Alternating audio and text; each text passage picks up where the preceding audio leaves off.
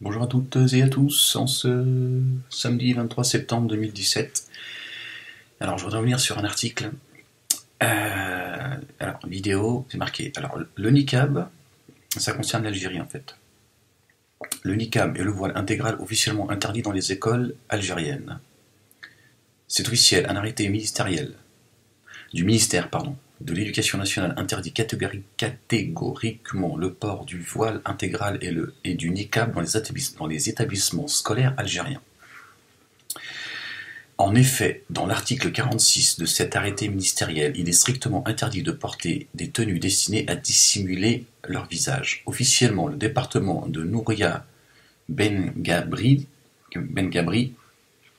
prétexte la lutte contre la triche dans les examens scolaires pour justifier l'adoption de cette mesure. Mais cette décision suscite d'ores et déjà l'ire des partisans du courant islamo-conservateur qui dénoncent une atteinte à la liberté des filles voilées dans les écoles.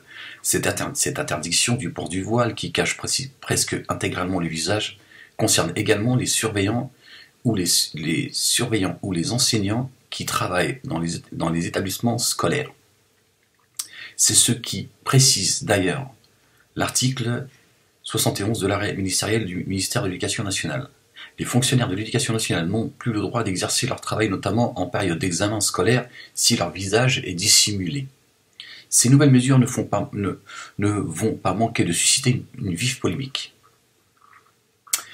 Mais Ouria Ben Gabrit, je suis désolé si j'écorche son nom, ne semble pas prête à céder face aux menaces islamo-conservateurs. Bon, c'est un peu tiré par les cheveux, ces histoires de triche, etc., etc. Alors moi, ce sur quoi j'aimerais attirer votre attention, c'est que j'entends certains pour, certains contre, etc., etc., et ceux qui sont pour disent que c'est une très bonne chose, et c'est une avancée pour l'Algérie, de se débarrasser du niqab et du voile. Moi, j'aimais bien le haïk quand j'étais jeune, quand je voyais le haïk, je trouvais qu'elles étaient belles, en fait.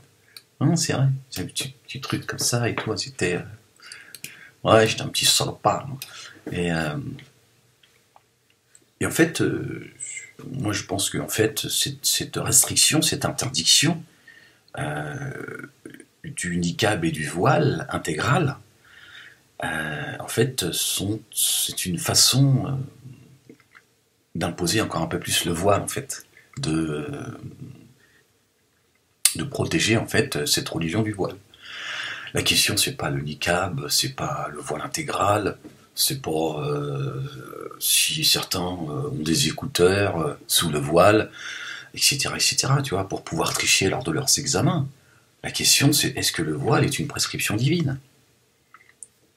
C'est ça la question. Donc, moi, je pense que c'est très subtil et la meilleure manière de préserver le voile, ce voile qui est l'asservissement de la femme, puisque le voile, il y a des conditions quand tu portes un voile.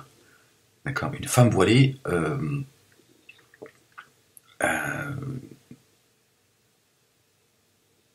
porte avec elle des conditions. D'accord. Et la question, c'est pas le voile intégral ou le niqab. La question, c'est est-ce que ces femmes, elles vont encore longtemps porter ce bout de tissu sur la tête, qui font d'elles des femmes soumises à l'église musulmane. On oublie les frères, le père, tout ça, tout ce qu'on a pu entendre il y a 20 ans, dans les médias, dans le monde politique, etc., etc. Oui, elles sont soumises aux grands frères, etc., etc. Non, aujourd'hui, elles sont clairement aliénées et soumises à une pensée de l'église musulmane, et qui, selon moi, c'est une pensée personnelle. Je pense que le voile n'est pas une prescription divine, elle est une prescription religieuse. C'est l'asservissement de la femme, je n'ai pas voulu le voir, l'accepter, je l'ai rejeté, il y avait un déni chez moi, je défendais le voile bec et ongles. Voilà. Aujourd'hui, alhamdoulilah, c'est plus ma façon de penser, c'est plus comme ça que je vois les choses. Je pense qu'effectivement, même dans les discours de certains racistes, islamophobes, vous avez vu, je suis obligé d'employer ce mot-là parce qu'il n'y a pas d'autre mot en fait. Et j'aime pas ce mot-là parce que ce